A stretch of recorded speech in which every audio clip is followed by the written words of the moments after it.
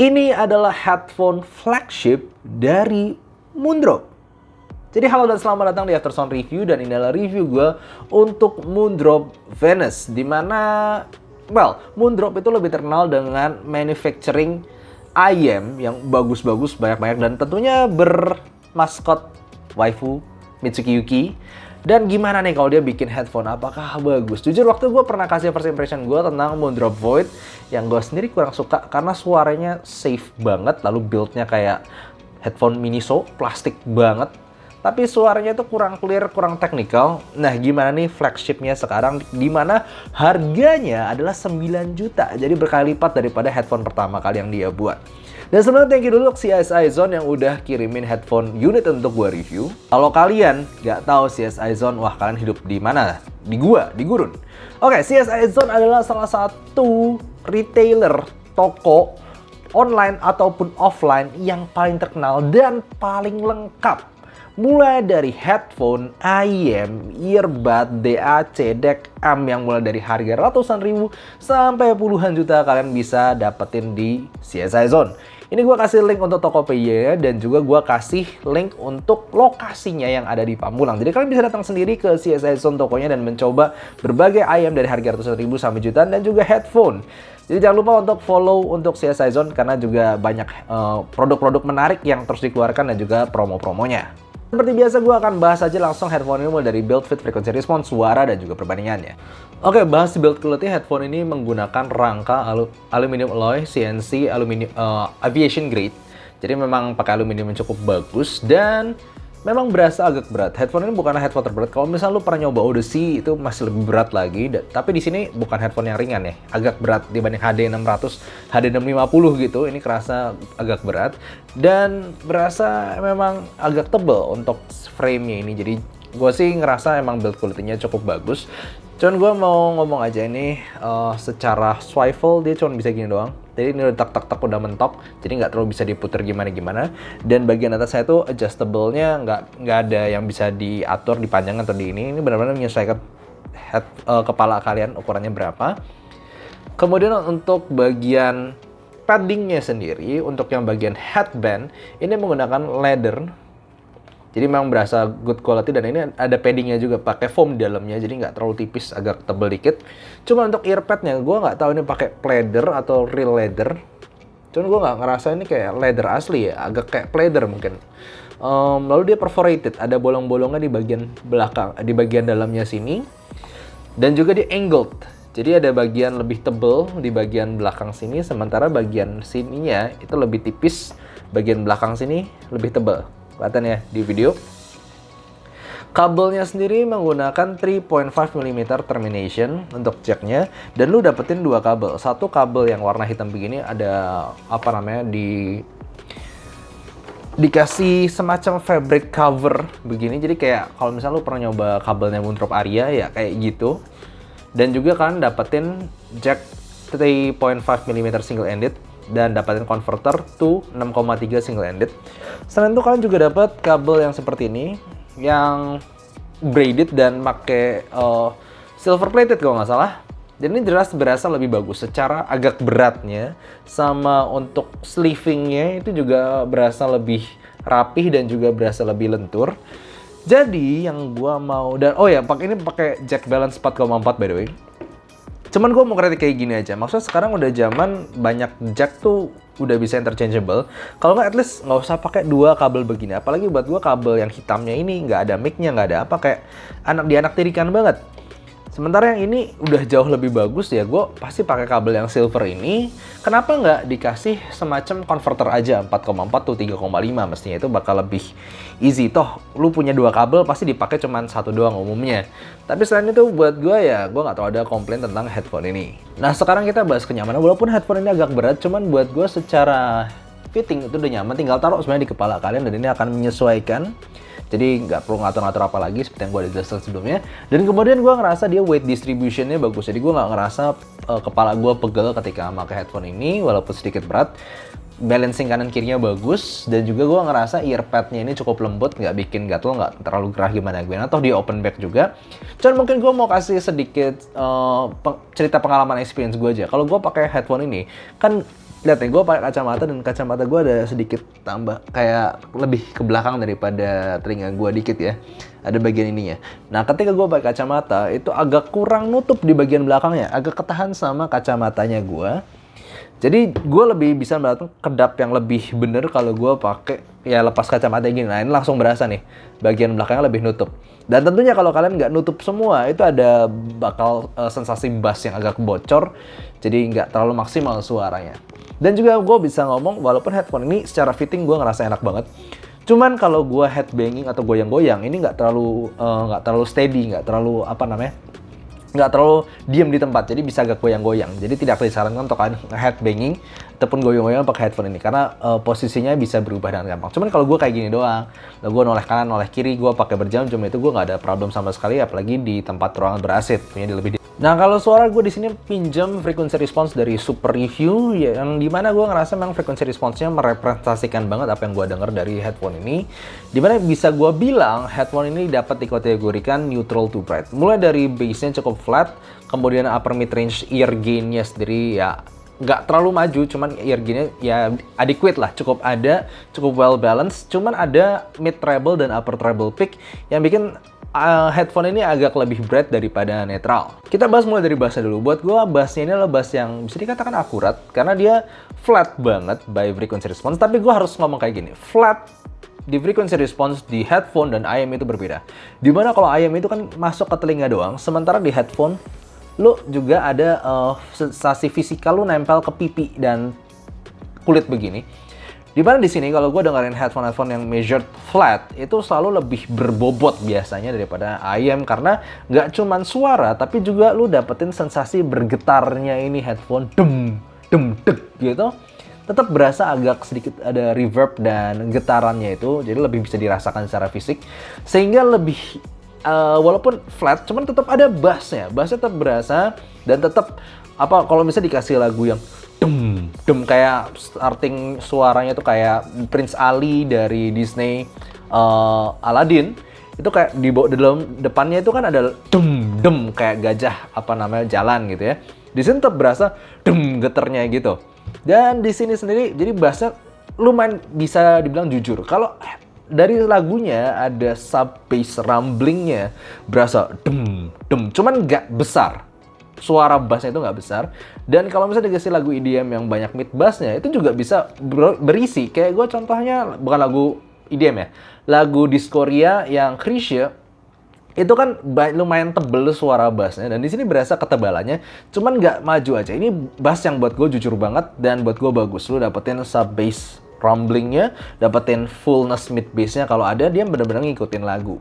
Kalau bahas mid range di sini memang bisa dibilang dia neutral, maybe a little bit subdued upper mid range-nya. Jadi kalau kalian yang a bit sensitive to upper mid range, ini safe lah dengerin vokal cowok, vokal cewek. Kebanyakan yang gue denger di sini aman, nggak berasa shouty ataupun terlalu maju.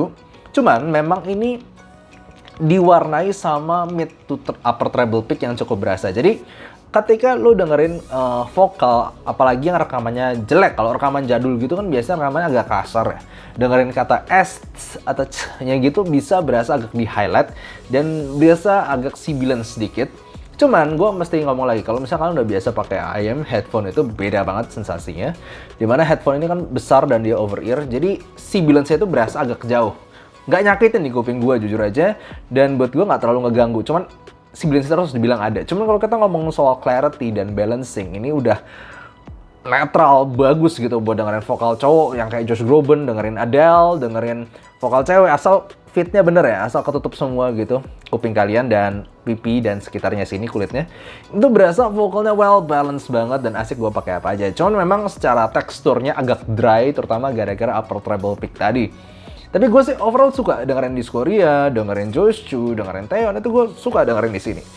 Jadi bukan yang tersmooth, a bit sedikit dry, sedikit kering, tapi clarity dan balancingnya itu dapat banget. Dan juga dengerin gitar ataupun piano, buat gue ini berasa clear dan dentingannya tuh jelas banget dan bobot piano juga berasa.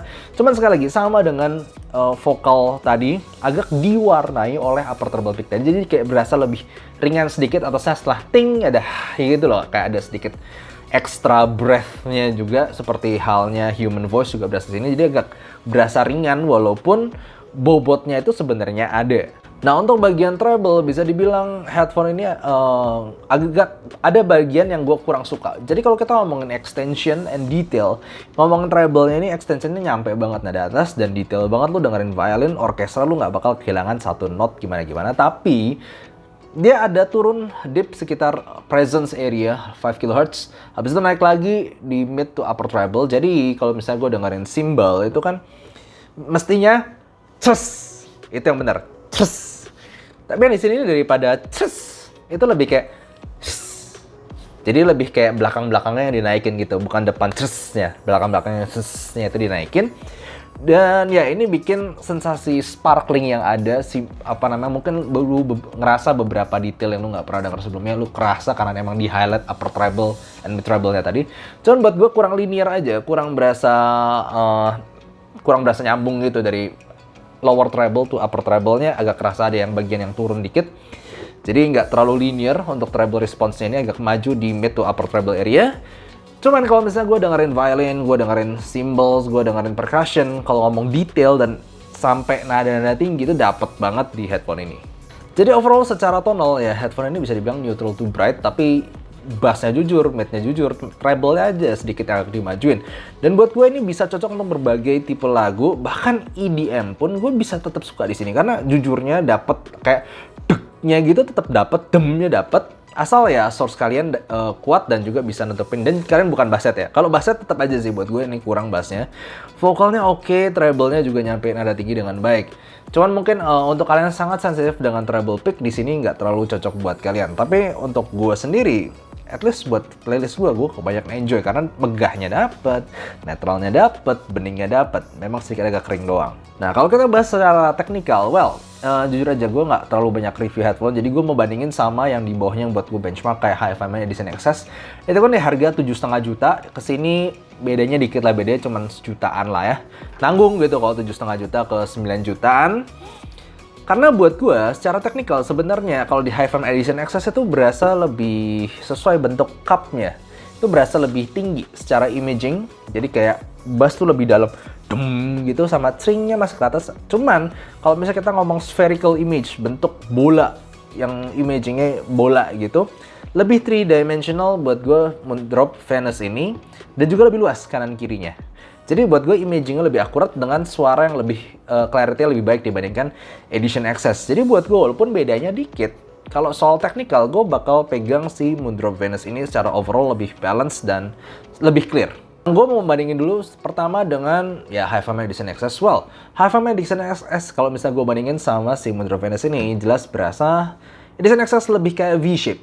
Karena dia ada bass boost yang lebih berasa. Jujur aja nggak banyak kalau by frequency response. Cuman kalau didengerin langsung itu berasa. Kayak dumnya itu kayak lebih gendut dikit. Cuman nggak setight Moondrop Venus ini. Kayak sedikit lebih lama decay-nya. Habis itu ada mid-range deep. Habis itu naiknya lebih tajam lagi. Jadi overall si Edition XS vokalnya itu bisa lebih nyemprot dan lebih lebih shouty mungkin untuk beberapa lagu, kayak bisa lebih teriak nyemprot suaranya itu. Dan upper treble-nya sebenarnya agak mirip di sini sana, cuman gue sama ngerasa Edition XS sedikit lebih kasar, ya makanya lebih overall V-shape overall. Nah, sini lebih balance. Dia mid-range lebih ngisi dan bass-nya itu lebih tight. Ditambah dengan treble pick-nya sebenarnya nggak terlalu beda jauh, cuman gue ngerasa lebih kayak sedikit lebih smooth aja di Moondrop Venus ini. Ya overall kalau gue sendiri, gue misalnya punya budget nih buat Edition XS. Kalau untuk selera gue yang sekarang, gue bakal nabung sedikit lagi. Gue bakal lebih pilih Moondrop Venus ini. Nah, gimana dibandingkan dengan si Sundara?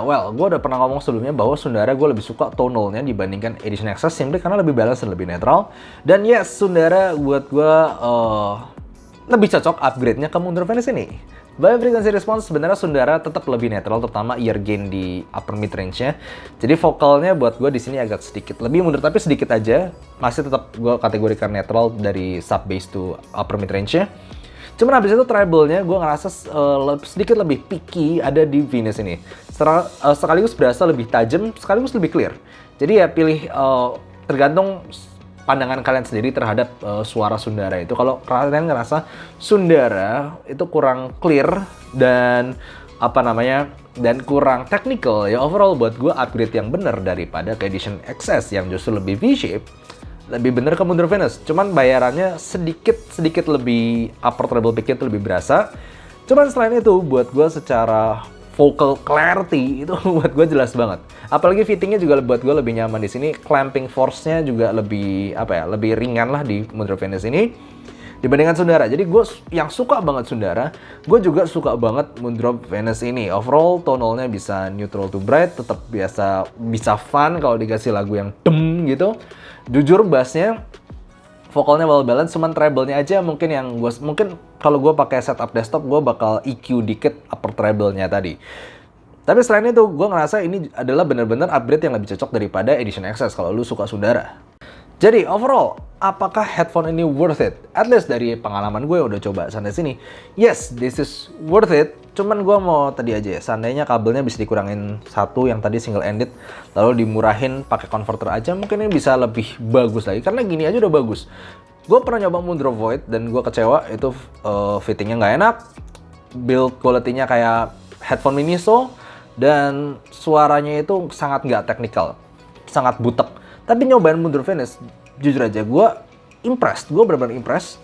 It is nggak super susah di drive, tapi suaranya bisa ngasih suara yang cukup akurat seperti ini. Mungkin cuman sedikit ya ada upper treble pick tadi ya. Tapi overall ya inilah headphone yang kalau misalnya lo punya budget 9 juta, ini kayaknya headphone yang paling bisa gue rekomendasikan. Very well balanced, technicalnya juga bagus, build quality-nya bagus, fitnya enak, kurang apa lagi? Jadi gitu aja untuk review headphone Moondrop Venus kali ini. Great job. Ternyata Moondrop Void was a disaster, but Venus is really good. Thank you for watching. See you next time. Bye-bye.